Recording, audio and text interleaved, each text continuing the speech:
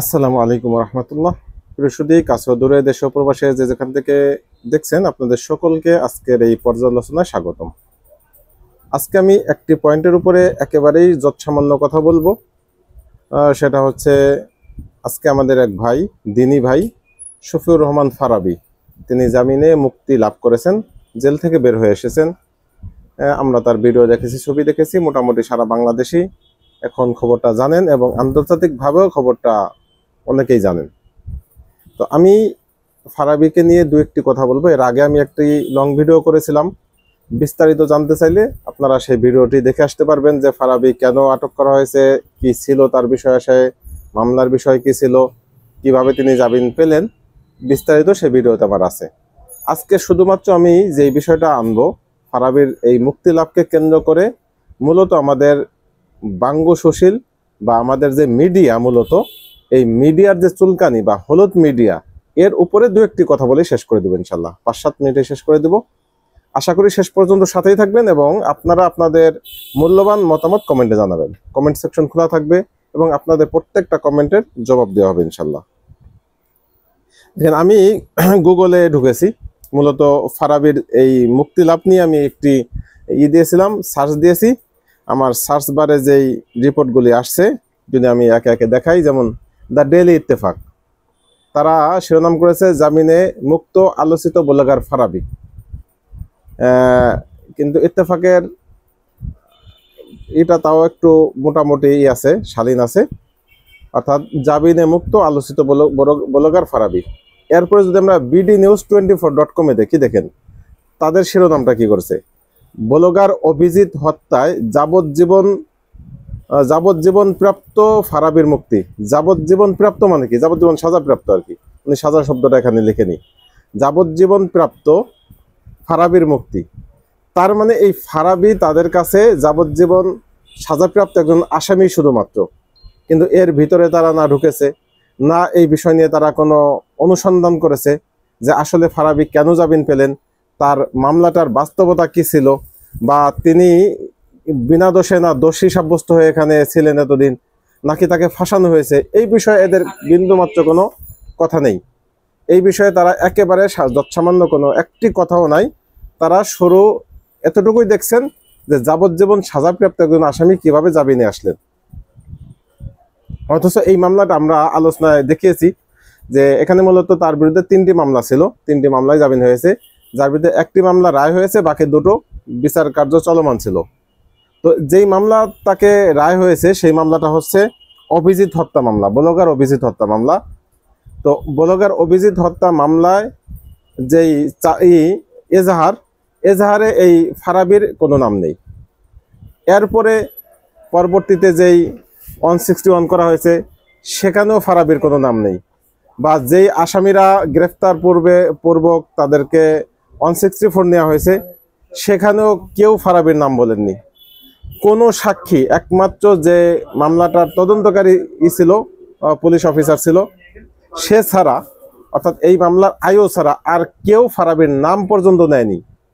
এমন একটা মামলায় তাকে মানে ফাঁসানো হয়েছে।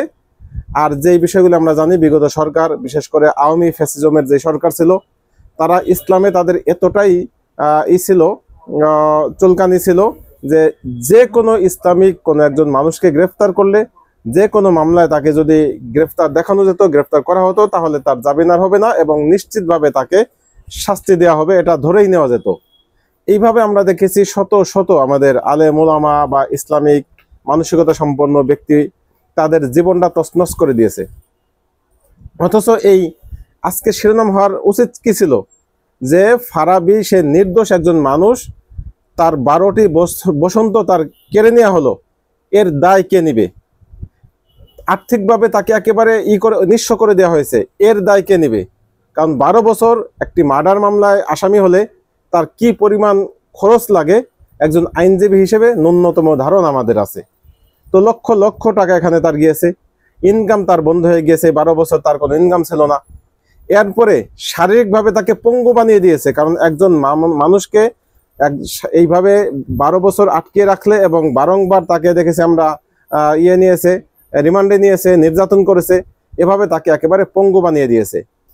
পারিবারিকভাবে তাকে ধ্বংস করে দিয়েছে।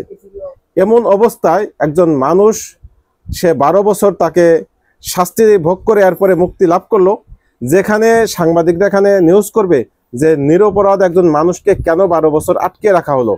প্রশ্ন তুলবে শেখ হাসিনার যে বিচার কার্য, সেই বিচার কার্য নিয়ে। আমরা দেখেছি তখন 10টি একস্ত্র মামলা, সেগুলো নাম যেমনি মন চেয়েছে সেমনি তারা রায় দিয়েছে।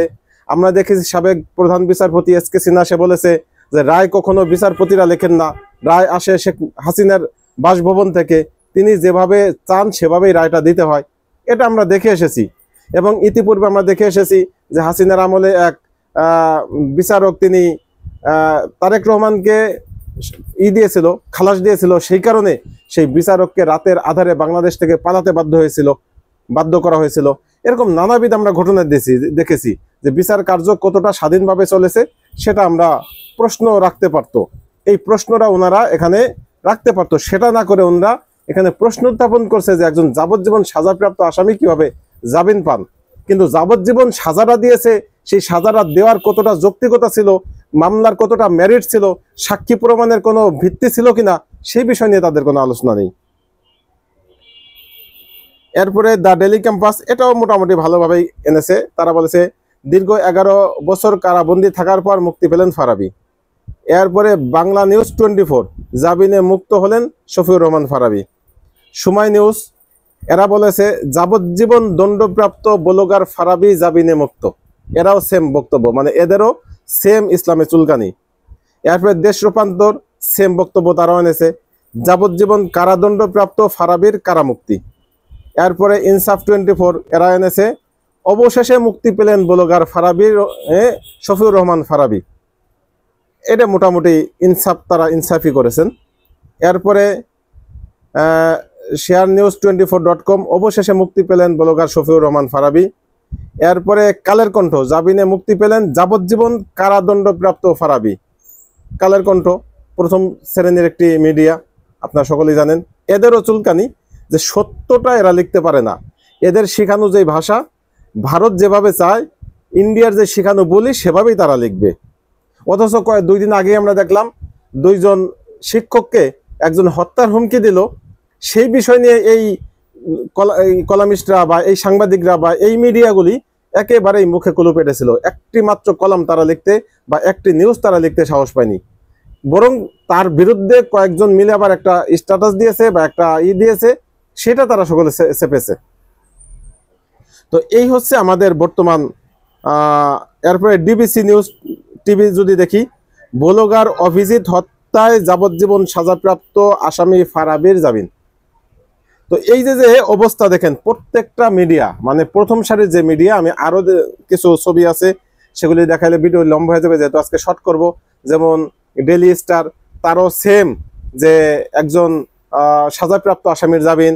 এরপরে প্রথম আলো দেখবেন, সেখানেও প্রত্যেকটা প্রথম সারির মিডিয়া তাদের একই অবস্থা। অথচ কেউ এই মাজলুম ব্যক্তির পাশে কেউ দাঁড়ায়নি, কেউ অসহায় মানুষের পাশে কেউ দাঁড়ায়নি। একজন মানুষকে ভিকটিম করে তাকে এতটি বছর তার থেকে কেড়ে নেওয়া হলো, তাকে সার্বিকভাবে ক্ষতিগ্রস্ত করা হলো, এবং আগামী দিনগুলি সে কিভাবে কাটাবে, কিভাবে চলবে, সেই বিষয় নিয়ে কোনো কারো কলাম নেই, কোনো মাথা ব্যথা নেই। এবং এভাবেই দিনের পর দিন আমাদের বাংলাদেশের প্রশাসন, দেশের বিচার বিভাগ যে কলুষিতভাবে চলেছে বা কালিমা লেপন করেছে, এবং বিচার বিভাগগুলি একেবারেই দলকানা বা দলীয় সিদ্ধান্ত অনুযায়ী তারা রায়গুলি লিখেছে, বিচার কার্যক্রম চালিয়েছে, সেই বিষয় নিয়ে কোনো একটা মিডিয়া টু শব্দটি করেনি। এই হচ্ছে আমাদের বর্তমান মিডিয়ার হাল হাকিকত।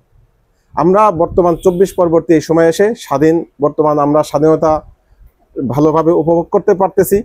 এই সময় এসে অন্তত আমরা আপনাদের কাছে চাওয়া পাওয়া যে প্রত্যেকটা মিডিয়া যেন স্বাধীনভাবে, সাবলীলভাবে, সুন্দর এবং চৌকান্নার সাথে আপনারা সত্য উন্মোচন করেন। সত্য যার পক্ষে যাক, যার বিপক্ষে যাক, তাতে কোনো সমস্যা নেই। আপনারা সত্য নিউজ করেন, কপি পেস্ট করে, মানে একজন একটা নিউজ করেছে, আপনার সেম সেটাকে কপি করে এনে পেস্ট করে ছেড়ে দিলেন। এই নিউজ প্রবণতা থেকে আমাদের বেরিয়ে আসাটা সময়ের দাবি। ভালো থাকবেন, আল্লাহ হাফেজ, আসসালামু আলাইকুম রহমতুল্লাহি ওয়া বারাকাতুহু।